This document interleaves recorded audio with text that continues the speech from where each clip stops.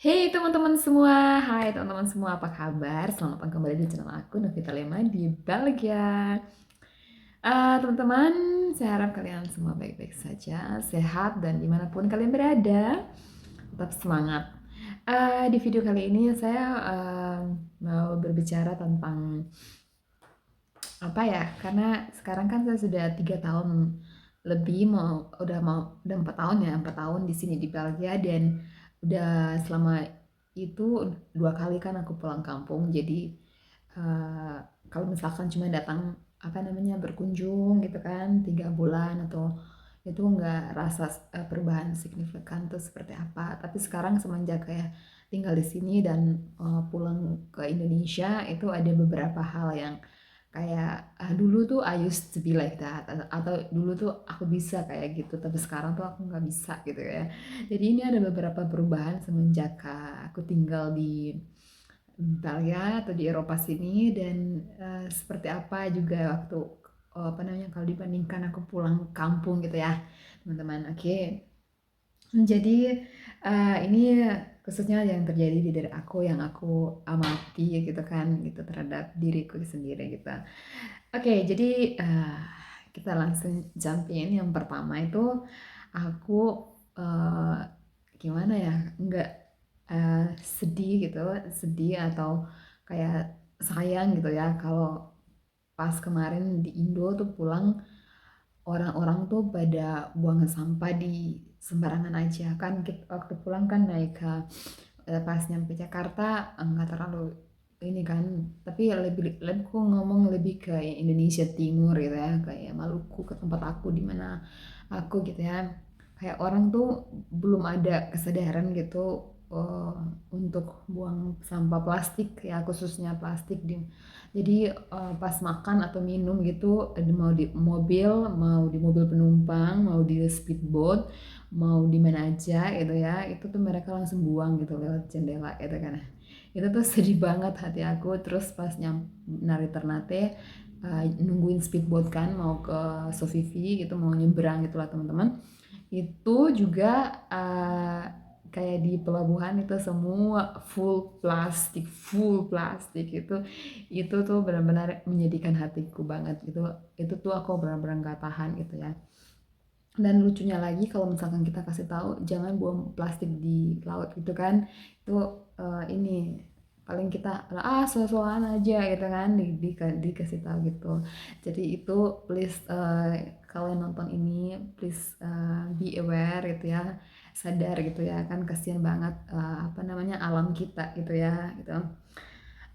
By the way, ini juga bukan terjadi karena aku semenjak tinggal di sini. Aku semenjak tahun 2012 tuh pernah 6 bulan di Australia. Jadi aku di apa namanya sebelum itu kan harus disiplin gitu. Jadi semenjak dari tahun 2010 gitu-gitu kan sudah aktif gitu kan teman-teman, maksudnya aktif mahasiswa gitu.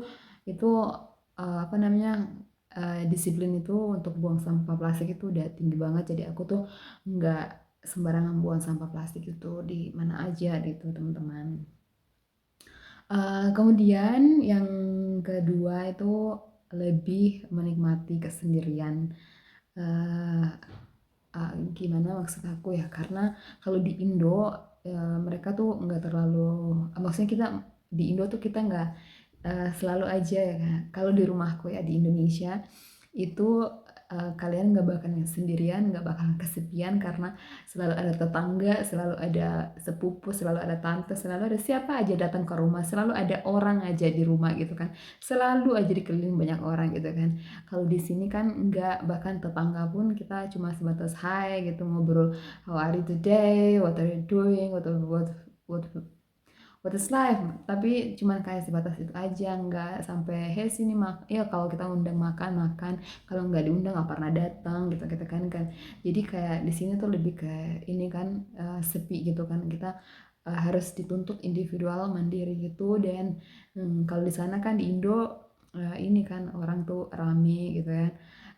Kalau mau pergi kemana-mana bareng-bareng, contoh ke pasar kemana-mana berang itu kan bisa bareng-bareng. Kalau di sini apa-apa tuh lo harus sendirian. Kalau misalkan suami kerja gitu kan, itu harus kerjakan sendirian, semuanya sendirian gitu teman-teman. Dan itu perubahannya apa namanya, jadi pas pulang ke sana tuh kalau misalkan terlalu rame di rumah itu kayak kayak apa ya, kayak kayak bisa sih gitu, tapi kalau misalkan ada agak lama itu udah nggak kuat gitu loh, terlalu ribut gitu juga nggak bisa gitu kan. Karena di sini tuh orang tuh gimana ya, nggak putar musik kuat-kuat kayak kita di Maluku gitu teman-teman. Jadi itu kayak itulah perbedaannya. Itu yang dulu misalkan orang mau putar musik sekencang-kencangnya gitu kan, it's okay gitu. Tapi kalau sejak eh, tinggal di sini terus pulang ke sana tuh udah nggak bisa gitu kan, udah bisa tahan lama-lama gitu. Kemudian di sini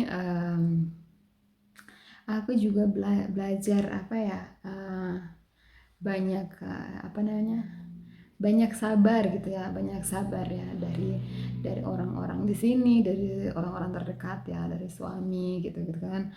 Dan sabar artinya kalau misalkan contoh ya, kasih contoh kalau misalkan eh, kita ngirim SMS itu ke orang gitu belum dibalas itu, atau kalau misalkan kadang tuh misalnya ini kan lebih ke mindset ke thinking gitu kan, kita lebih ke jangan-jangan dia nggak mau balas gitu gitu, asumsinya lebih ke negatif gitu. Tapi kalau di sini juga, di sini enggak gitu kan, mungkin dia capek, atau mungkin kita tadi pas berpapasan gitu terus ada yang apa namanya, ada yang orang yang kita kenal atau teman kita tapi dia nggak tegur kita. Itu mungkin karena dia capek aja atau dia nggak lihat kita gitu-gitu. Jadi kayak lebih ke sabar, lebih ke positif. Sabar juga dalam arti gimana kita merespon segala sesuatu gitu ya. Merespon ya segala sesuatu dari apa namanya, dari orang-orang terdekat maupun dari orang-orang luar gitu, teman-teman. Terus ini yang juga aku belajar, belanja yang kita perlu, bukan yang kita mau gitu ya. Jadi dulu waktu aku baru datang, aku tuh nggak kerja, ya apa namanya, ibu rumah tangga. Jadi kadang kalau bosan di rumah, aku tuh senang pergi belanja. Jadi kadang belanja tuh belanja aja yang penting murah gitu kan, karena dapat contoh baju. Teman-teman sedikit ini, kalau di sini H&M itu sama H&M sama Zara itu kan kalau di sini tuh bilang murah meriah gitulah teman-teman ya. Jadi kalau ini kan ke H&M gitu belanja gitu kan, itu apa namanya, kalau di sini kan mereka lebih lihat ke kualitas gitu kan. Jadi kayak misalkan kata suamiku, mendingan beli baju ke ini, ke apa namanya, ke toko yang lain gitu, maksudnya kayak lebih walaupun agak mahal lebih berkualitas, bisa dipakai berkali-kali gitu kan, gitu teman-teman. Tapi karena awal-awalnya tuh aku senang belanja di H&M karena maksudnya karena murah.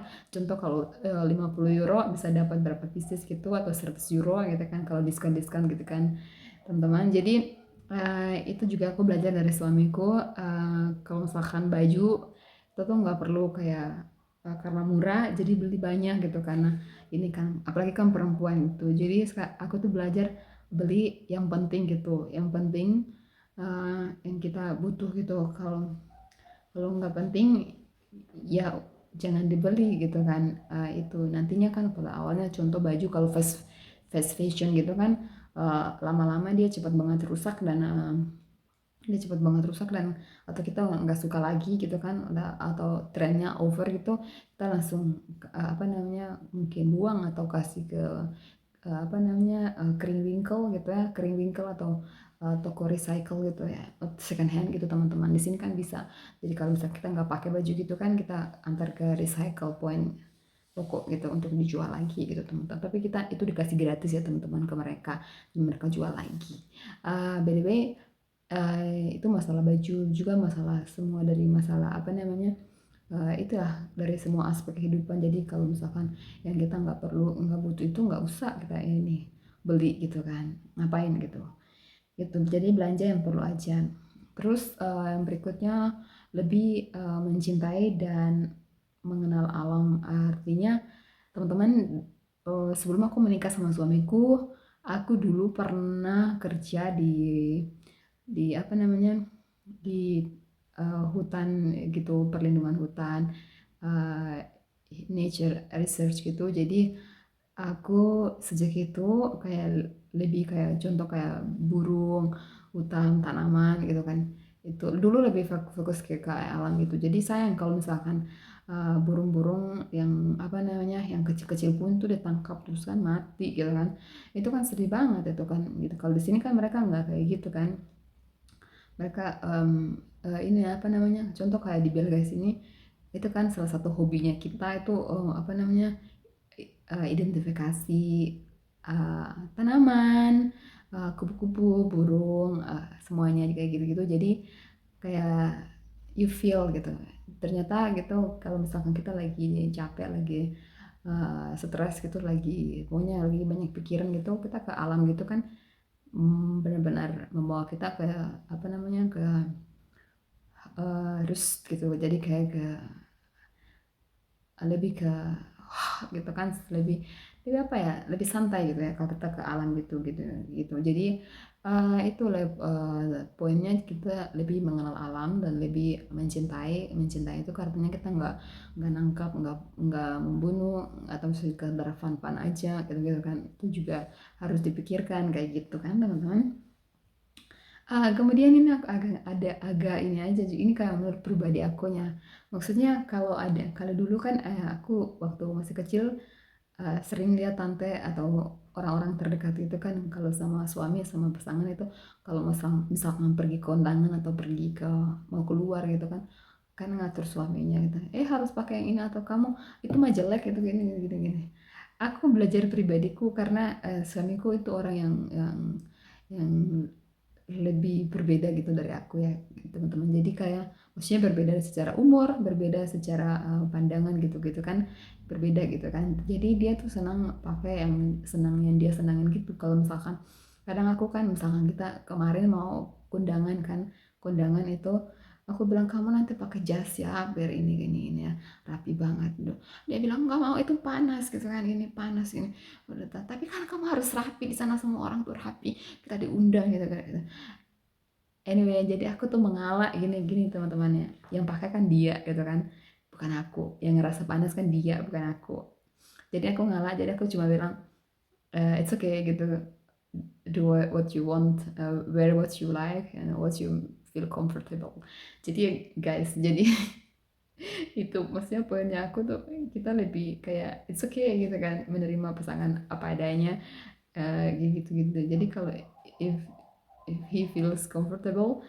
jadi ngapain gitu kan itu yang paling penting buat aku sekarang kayak di pikiranku kayak gitu teman-teman karena dia juga sering kalau misalnya kita mau pergi-pergi gitu kan dia sering karena aku bilang sayang pakai baju yang ini atau yang ini gitu dia tuh selalu jawab what do you want I'm not wearing that clothes you that one that wearing jadi itu poinnya apa yang tanya ke diri kita sendiri jangan tanya ke orang lain gitu kan walaupun itu pasangan kita teman-teman kayak gitu itu pemenangan aku ya. Kemudian aku tuh jadi dulu waktu pacaran tuh aku kadang cemburuan cemburu dalam kalau misalkan suami kadang texting di grup sama orang-orang gitu sama ada juga perempuan gitu ngobrol apa segala macam gitu itu kayak itu siapa gitu siapa sekarang tuh aku tuh nggak peduli guys jadi maksudnya nggak peduli dalam hal karena ini aku tuh ngecek handphone suami itu nggak pernah gitu maksudnya kalau aku perlu mau foto gitu karena dia handphonenya bagus kameranya bagus jadi aku suka gitu kan gitu aja lebih dari itu tuh hey better not jadi jangan ke apa namanya kalau dia ngobrol juga jadi kalau dia tuh sama aku tuh lebih kayak kadang dalam momen tuh kita lebih kayak teman gitu loh jadi kayak dia tadi ngobrol tadi aku ketemu si ini ngobrolnya si ini soal ini di sekarang kayak gini gitu gitu teman-teman jadi kayak lebih fun gitu lah life-nya gitu. Kemudian di mengenai ke tempat kerja gitu teman-teman. Dulu kan kita punya mental dari Indonesia kalau misalkan ada orang yang artinya kinerja jelek itu di tempat kerja gitu, sebagai kolega kan kita ih dia itu tuh begini, ih dia itu tuh kayak gitu. Di sini tuh aku belajar tuh beda gitu teman-teman. Jadi aku lebih seperti gitu. Jadi contoh misalkan di tempat kerja ada kolega yang apa namanya yang jadi yang kayak menyebalkan kerjanya kurang bagus gitu, gitu kan jadi kadang aku kadang marah maksudnya bukan marah kayak kan kata harus apa namanya kejar waktu kan sama target gitu kan. Jadi aku kadang juga nanya gitu kan, kenapa kamu kayak gini, ada masalah apa gitu-gitu kan, kayak gini, oh iya gini karena ini, harusnya nggak bisa gitu, harusnya gitu, maksudnya mindsetnya aku tuh udah terganti gitu ya. Jadi kita tuh seharusnya bisa mengangkat apa namanya kolega atau orang lain di sekitar kita kalau misalkan orang lagi eh, ya lagi sedih atau lagi kurang fit atau lagi kurang performanya kurang bagus di hari itu, ya mungkin karena dia masalahnya ada gitu gitu kan. Kita harus apa namanya give the spirit gitu ya, karena aku percaya kata-kata tuh bisa membangkitkan orang, kata-kata tuh bisa menghancurkan orang. Jadi ada satu waktu ini aku kerja, ada satu ibu-ibu dia kerja dan dia takut banget karena dia cuma dapat kontrak sementara, dan setelah 3 bulan itu dia lagi panik karena maksudnya dia menurut dia dapat nggak dia kontrak tetap gitu. Dan aku tuh waktu itu baru di situ dan aku sering perhatikan orang-orang juga di situ kan. Dan aku ngomong ke dia gitu kan, aku bilang ke dia gini, aku pegang pundaknya gitu kan, aku bilang ke dia, kamu nggak perlu khawatir. Selama aku di sini aku perhatikan kamu kerja tuh luar biasa, cepat gitu. Dan nggak ada pernah kan komplain mengenai dirimu. Semua kan kamu kerja bagus, semua bagus. Aku yakin banget kamu pasti dapat kontrak gitu. Itu aku bilang kamu tuh kerja cepat banget gitu kan. Dia tuh senang banget guys. Dia senang banget, dia dia sampai sambil megang aku, sampai cium aku, bayangin. Ini karena nggak ada pernah orang ngomong ke dia, you do you do you do your best, you do your job, you do your job very good gitu kan. Nggak ada orang kasih komplimen gitu kan, kita lupa kadang-kadang kan gitu. Dia tuh senang banget. Dan dari situ aku belajar kan, wow ternyata the power of the words gitu ya. Jadi setelah itu, dan 1 minggu kemudian itu waktu di meeting eh, dikasih tahu bahwasan ada beberapa orang yang dapat kontrak kerja tetap, itu termasuk dia salah satunya gitu teman-teman. Jadi itu poinnya aku yang mau aku sharing hari ini. Semoga apa yang kalian bisa belajar dari uh, videoku ini. Dan oke, teman-teman, sampai di sini aja, dan semoga kalian bisa belajar dan bisa apa sih yang juga pengen kalian apa namanya, mungkin ada hal-hal apa yang berubah dalam hidup kalian, juga bisa di chat komen di bawah ya. Thank you so much and I'll see you on my next video. Dadah.